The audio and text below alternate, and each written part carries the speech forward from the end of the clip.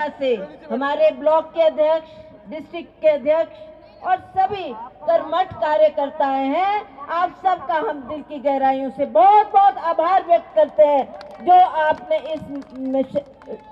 इस रैली में शामिल होकर लोगों का उत्साह बढ़ाया है। हमारे विनोद सुल्तानपुरी जी जो हमारा यहाँ का बहुत ही सशक्त कैंडिडेट है, मैं बधाई देना चाहती हूँ विनोद सुल्तानपुरी जी को कि पार्टी ने आपको एक बहुत बड़ी जिम्मेदारी दी है।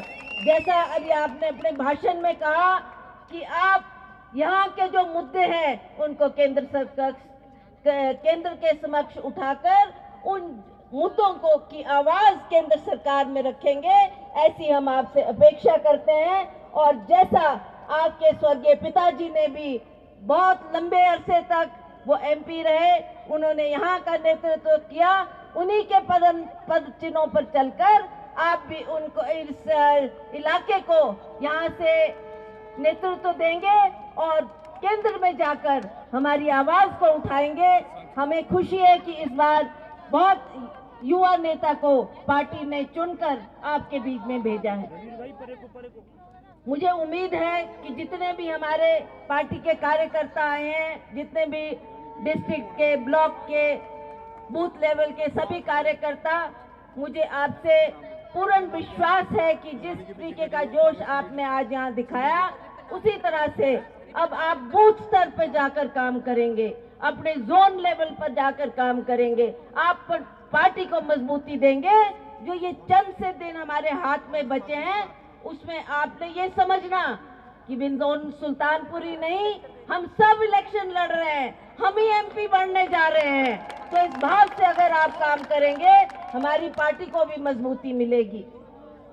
यहाँ पर माननीय मुख्यमंत्री जी बैठे हैं, मैं इनका बहुत बहुत आभार व्यक्त करती हूँ कि इन्होंने ये 15 महीने के अंदर अंदर जो अद्भुत कार्य करके दिखाया है, वो एक हमारे लिए मिसाल है कि इतने छोटे समय में आपने बहुत निर्णायक फैसले लिए हैं। आप सभी देख रहे हैं, सरकार बनने के बाद पहली कैबिनेट मीटिंग में इन्होंने ओपीएस को लागू किया और जो ओपीएस का फायदा हुआ है वो आप सब जानते हैं। एक बहुत बड़ी मांग थी हमारी, बहुत पुरानी मांग थी, जिसमें आप चाहते थे कि हमारे जो एम्प्लॉयज हैं उनको पेंशन मिलनी चाहिए, और वो पेंशन भी तिगुना चौगुना बढ़कर आज सरकार ने आपको दी है। मैं आपको एक बात बताना चाहती हूँ, हमने राजस्थान में भी जब हमारी सरकार थी, हमने ओपीएस वहां भी लागू किया था। जैसे ही बीजेपी की सरकार वहां आई, उन्होंने उस ओपीएस को वापस लिया। तो ये एक आप इस बात का ध्यान रखेंगे कि कौन हमारा हितैषी है, कौन सी सरकार हमारे हित में काम करने जा रही है और उन्होंने क्या क्या काम किया है। दूसरी बात जो हमने महिलाओं को 1500 रुपए देने की बात की थी। हम भी जब जनसभा में जाते थे, लोगों के बीच जाते थे, तो महिलाओं का एक ही प्रश्न होता था, कब मिलेंगे हमको वो 1500 रुपए।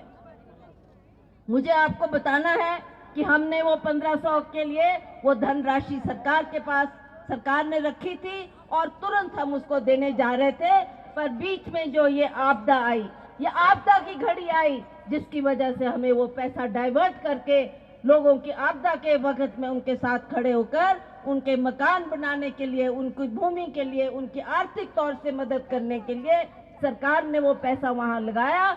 अब जैसे ही वो आपदा का काम खत्म हुआ, अब हम उस पैसे को तुरंत से तुरंत हर महिला के खाते में वो 1500 रुपए देंगे। दूसरा वायदा हमने आपसे